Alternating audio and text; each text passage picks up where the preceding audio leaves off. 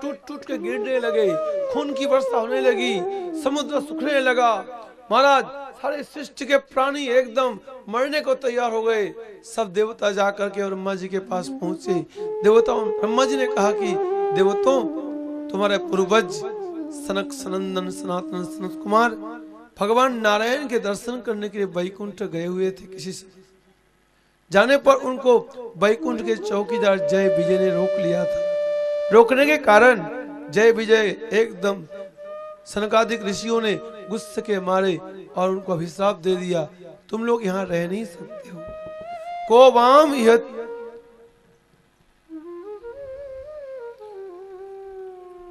तुम लोग कौन होते हो? तुम लोग को यहाँ रहने का अधिकार नहीं है।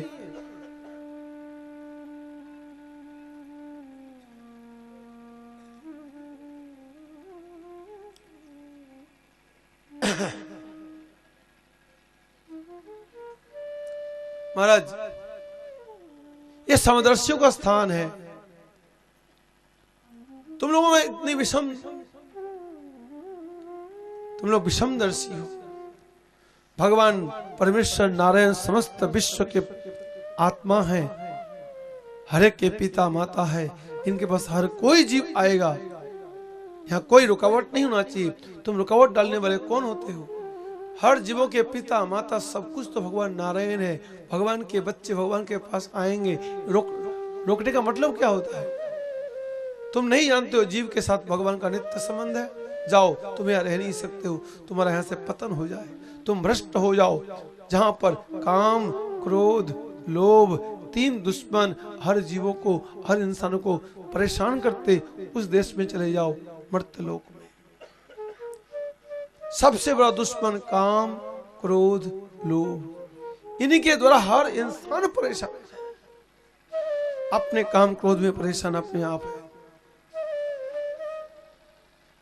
महाराज इस प्रकार से जय विजय को अभिशाप दे दिया।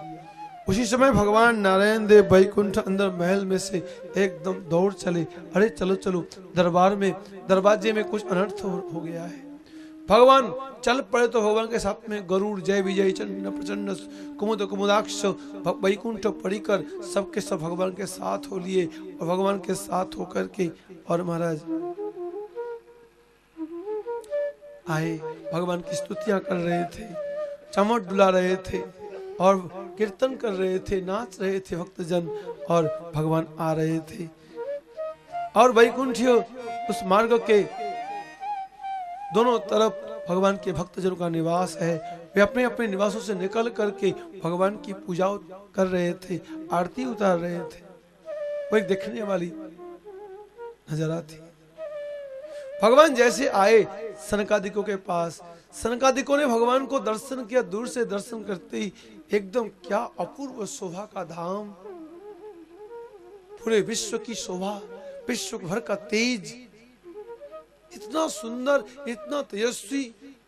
देखते ही भगवान को देखते प्रणाम करके दंडवत होकर गिर पड़ा। जो ही दंडवत होकर गिर पड़ा, वैकुंठीय अनुकूल पवन ने भगवान के चरणों में चढ़ी हुई तुलसी का खुशबू उन सनकादिक ऋषियों के नाक के रास्ते से उनके अंतःकरण तक खुशबू को पहुंचा दिया। भगवान नारायण देव के चरण कमलों की खुशबू से वो सनकादिकों के अंतःकरण एकदम निर्मल हो गया। जो सनकादिक अब तक कहते आए थे मैं परमात्मा हूं, मैं परमात्मा हूं, सोहम सोहम, आज भगवान नारायण देव का दर्शन करने के साथ साथ वो दुर्भाव वो अज्ञान सब मिट गया। आज वो जान गए कभी भी कोई जीव भगवान नहीं बन सकता, कभी भी भगवान नहीं बन सकता, भगवान के समान भी नहीं बन सकता।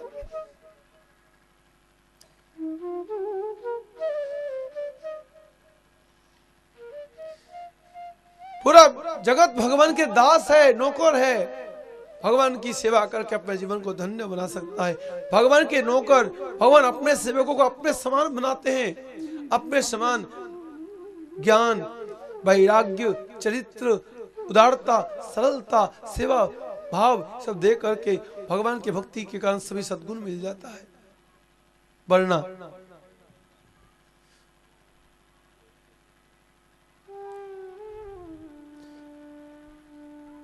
जगत के सृष्टि पालन और संहार तो भगवान के हाथ ही होता है।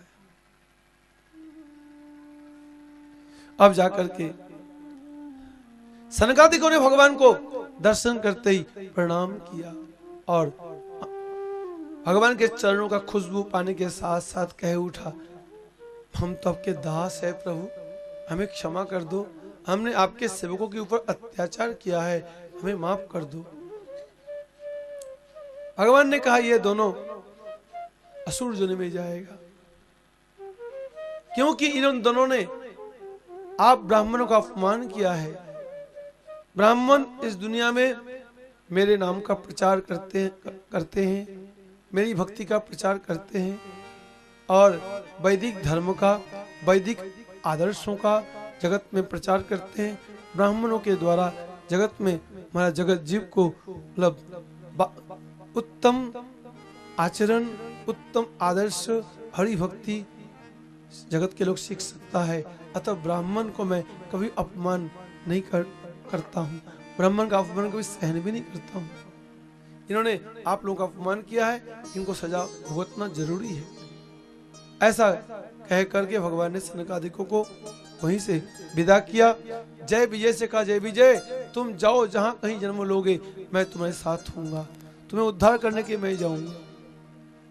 सोई जय विजय ही दिति के गर्भ में जन्म लेकर के और वही बने हिरण्याक्ष, हिरण्यकश्यप। आज भगवान ने हिरण्याक्ष का वध किया। इसके बाद राजा मनु ने धरती पर एक नगरी बसाई, उसका नाम रखा बर्हिष्मति। महाराज मनु बर्हिष्मति नगरी में अपनी पत्नी के साथ में महाराज जो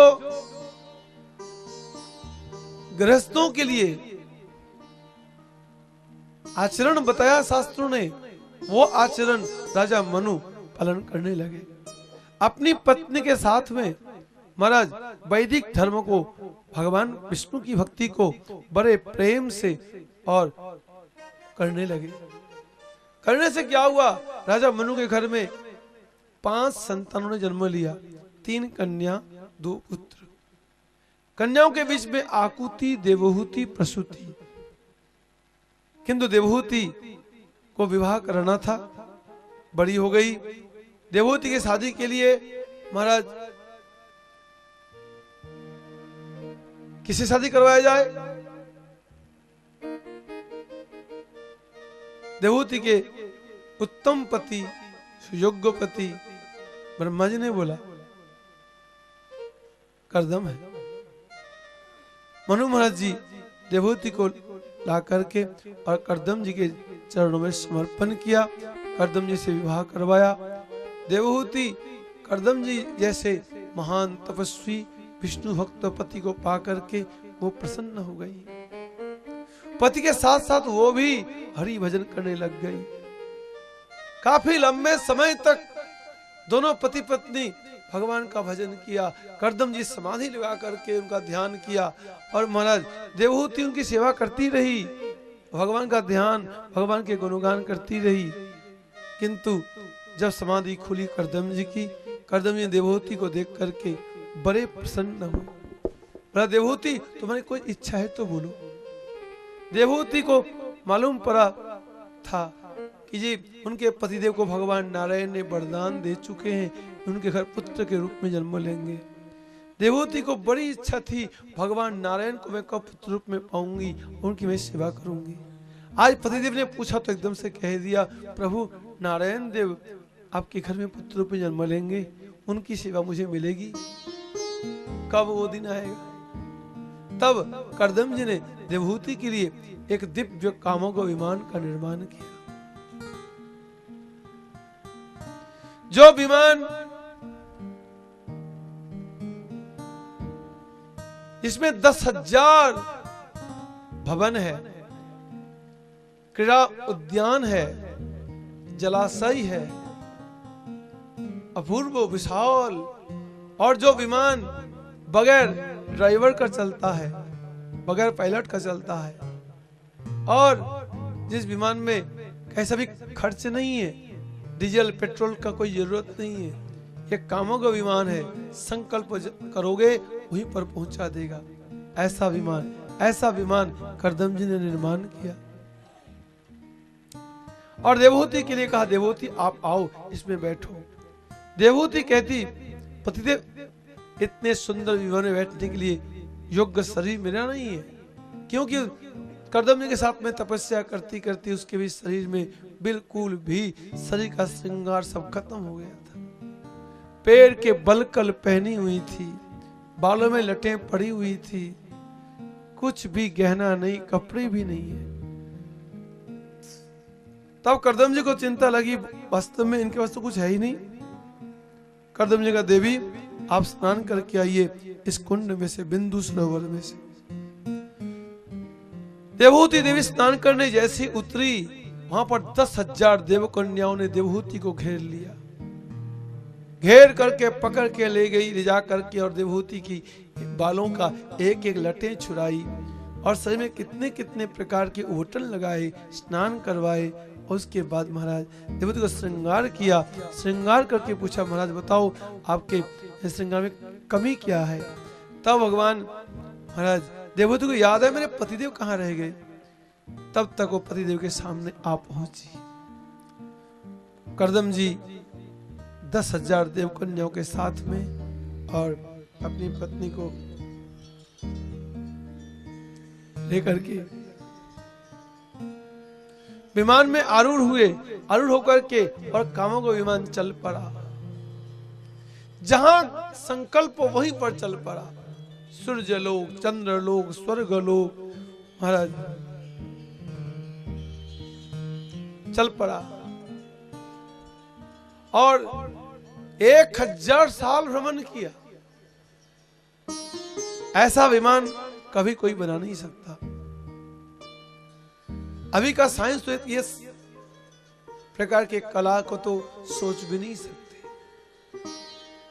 जिस विमान में कोई डीजल नहीं, पेट्रोल, फ्यूल कुछ भी नहीं है, विदाउट फ्यूल महाराज, ऊपर से जहां मर्जी ले जाओ, स्वर्गलोक, सूर्यलोक ले जाओ, कोई कल्पना नहीं कर सकता। वैदिक काल के साइंस इतना हाई टेक्नोलॉजी, आज के साइंस उसका अता पता नहीं कर पा रहा है। आज के साइंटिस्ट जो भी कुछ अपने एक्सपेरिमेंट कर रहे हैं उसमें हजारों साइड इफेक्ट, हजारों साइड इफेक्ट, प्रकृति के ऊपर भयंकर भयंकर बुरा प्रभाव पड़ रहा है। नई बीमारियां पैदा हो रही है, हर प्रकार से सुरक्षा एकदम खत्म हो रहा है। आज के साइंटिस्टों की यही बहादुरी है।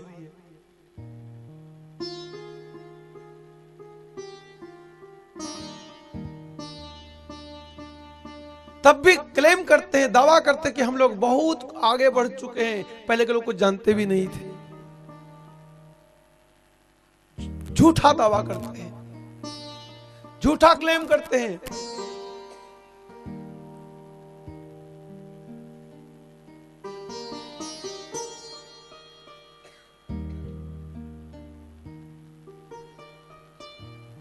ना वो मेडिकल साइंस है और ना और कोई किसी प्रकार के टेक्नोलॉजी है जो हमारे प्राचीन सभ्यता में थी, आज वो नहीं है। आज हम खो बैठे, ये सब चीज मिलता है। हमारे धर्मशास्त्र में ये सब चीज बोला हुआ है, कहा गया है। इसका लोगों ने बहुत इसका इस्तेमाल भी किया है। आज करदम जी के पास वो कामों का विमान, और कामों का विमान में 1000 साल तक अपनी उड़ान भरा। आपके पास कोई विमान नहीं कि आपको 1 साल भी उड़ान भर सके। 1 साल की तो क्या बात है, 1 महीना भी नहीं उड़ान भर सकता। 24 घंटे उड़ान भरने का क्षमता अब तक विमान में नहीं पैदा है। उतार करके फ्यूल लेना पड़ता है।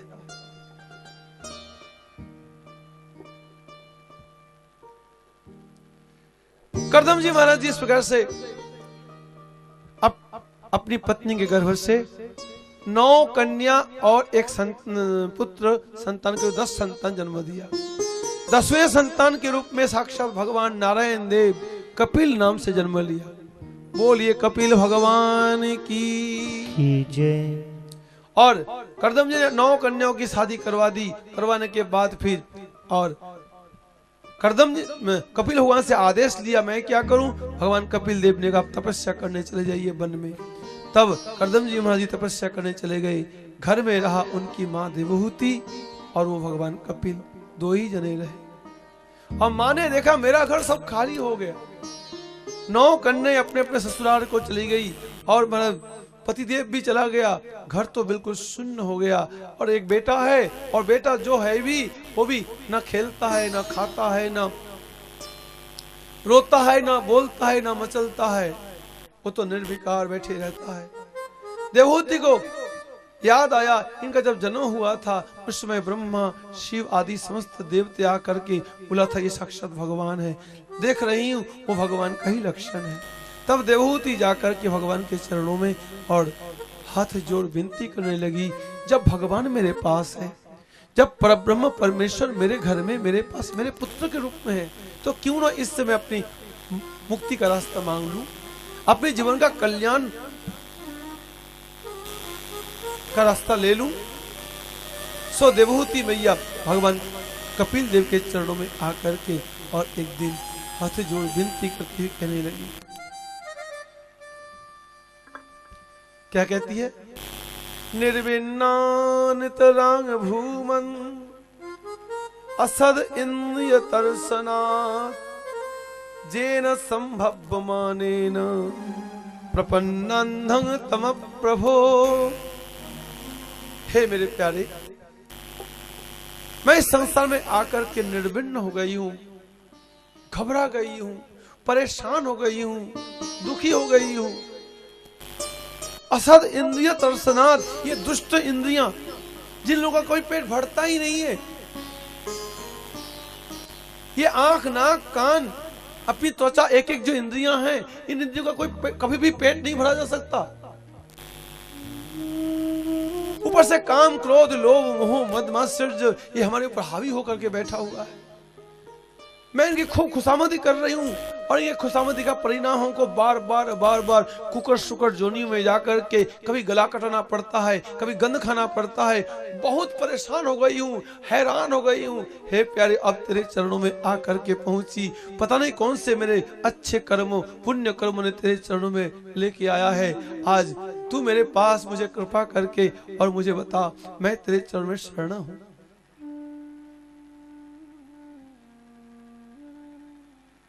तं त्वा गताहं शरणं शरण्यं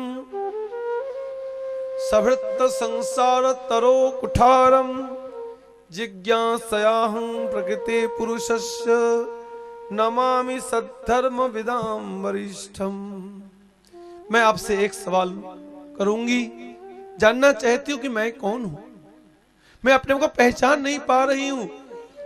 जीव अपने को पहचान नहीं पा रहा है, इसीलिए जीव अनेक अनेक प्रकार के गलत गलत कर्म कर बस रहे हैं और उसका परिणाम जीव को बार बार भोगना पड़ रहा है। जीव को पता नहीं चला मैं कौन हूं। कभी शराबियों के बीच में बैठता तो कहता मैं शराबी हूं, जुआरियों के बीच में बैठता मैं जुआरी हूं, चोरों के बीच में जाता तो कहता मैं चोर हूं। खुद को पता ही नहीं कि मैं कौन। जैसे जैसे एसोसिएशन मिलता है उसी प्रकार के उनमें कॉम्प्लेक्स पैदा होता है और उसी प्रकार से वो कर्म करता है। वैसे वैसे कर्म करके और अपने जन्म मरण का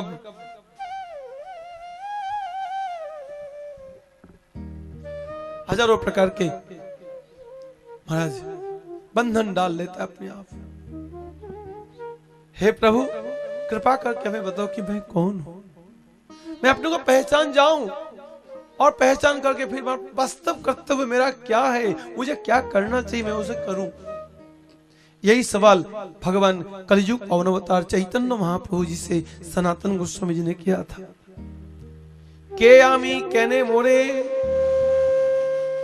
जारे तापत्र यह नहीं जानी कमने हित है। मैं कौन हूं ये मुझे मालूम नहीं पड़ रहा है। मुझे संसार में इतना दुख क्यों भोगना पड़ रहा है? मैंने कौन से ऐसे बुरे कर्म किए हमको दुख भोगना पड़ रहा है? कृपा करके आप बतलाइए।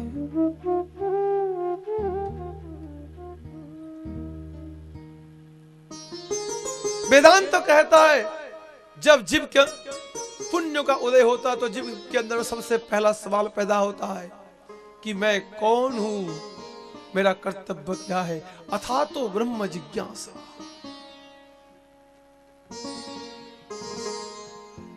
सबसे ज्यादा जरूरत है आप अपने को पहचानो, आप हो कौन।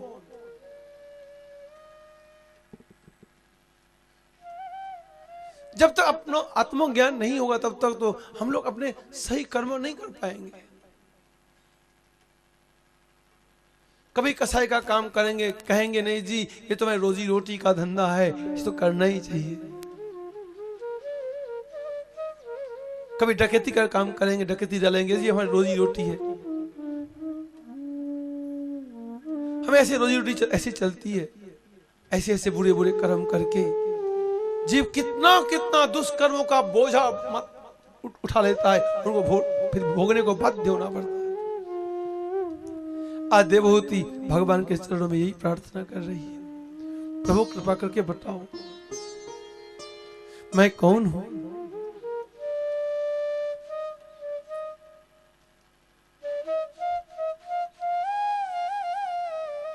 अब मैं शरण तिहारी जी, अब मैं शरण तिहारी जी। मोहे राखो कृपा निधान, मोहे राखो कृपा निधान। अब मैं शरण तिहारी जी, अब मैं शरण तिहारी जी।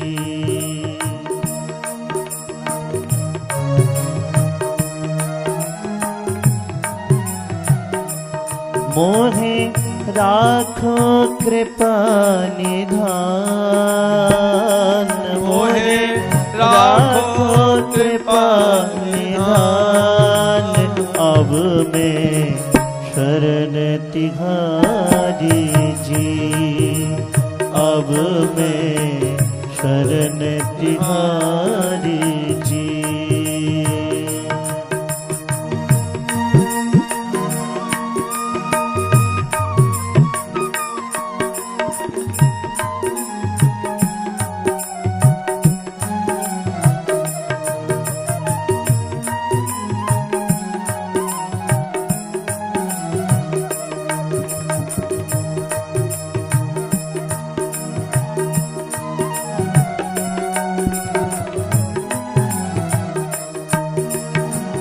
अजामिल अपराधी तारे, तारे नीच सदा। अजामिल अपराधी तारे, तारे नीच सदा।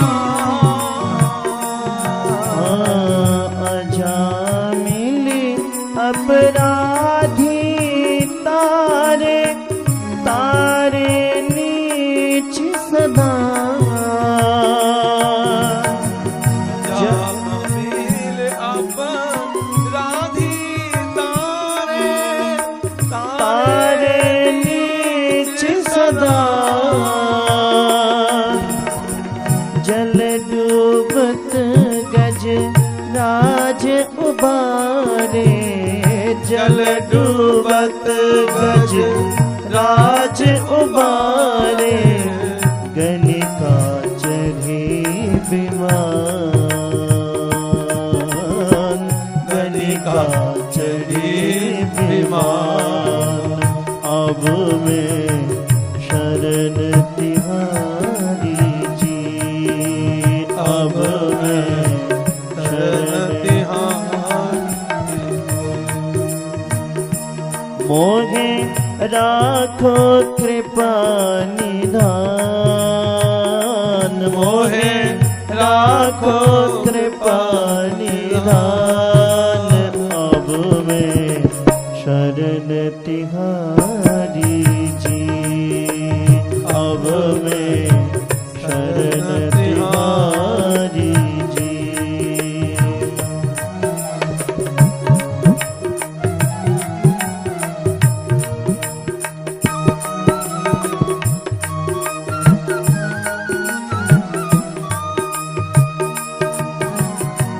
खूब जानी छिभिलिनी तारे,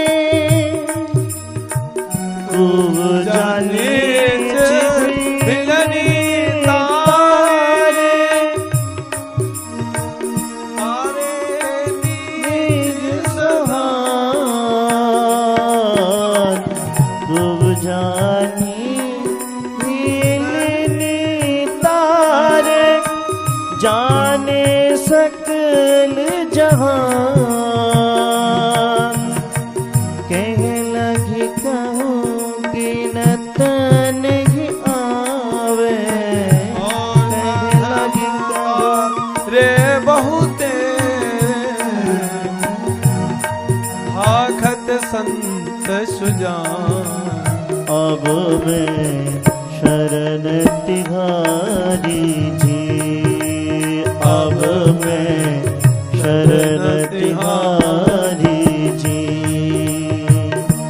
मोहे राखो कृपा निधान, अब मैं शरण तिहारी जी, अब मैं शरण तिहारी जी, अब मैं शरण तिहारी जी।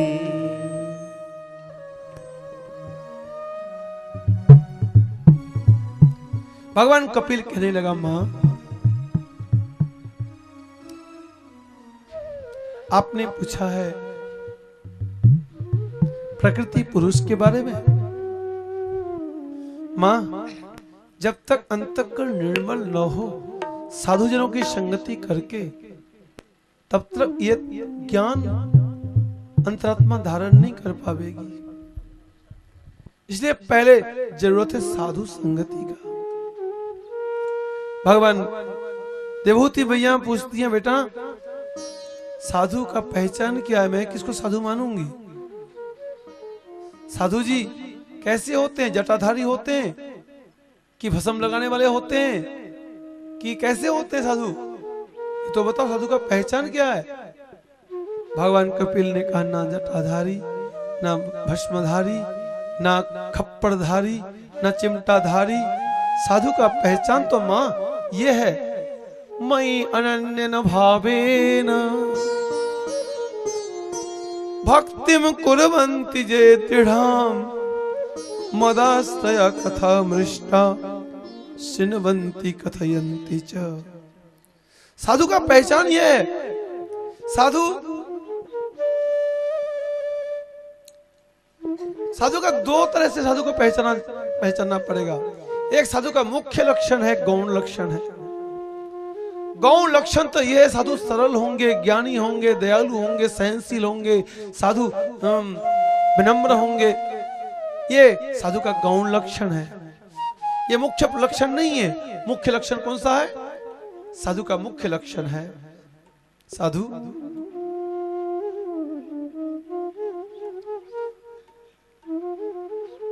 महाराज, साधु जो है भगवान श्री कृष्ण के चरणों में एक निष्ठ भक्त हो।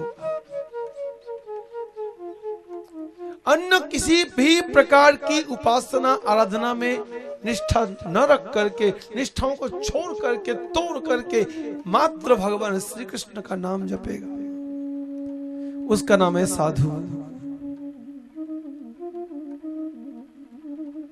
मीराबाई से उनके ससुराल वालों ने बहुत मजबूर किया कि हमारे कुल देवता की भक्ति कर।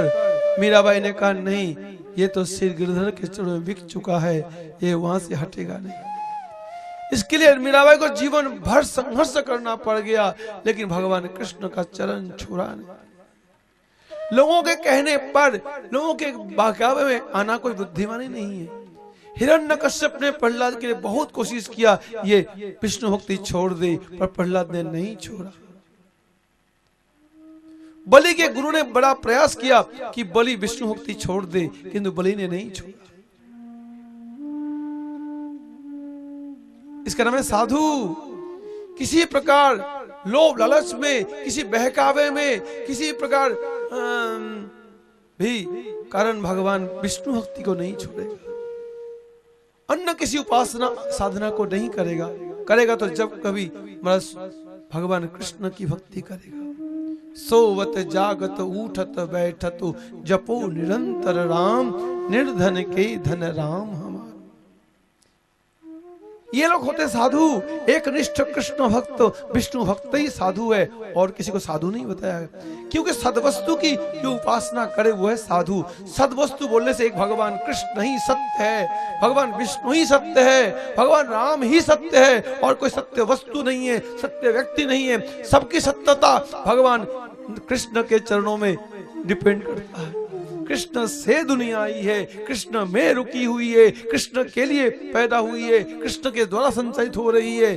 अतः कृष्ण छोड़कर किसी की सत्यता नहीं रह सकती। कृष्ण ही मूल सत्य स्वरूप है। सत्यव्रतम सत्य परम सत्यम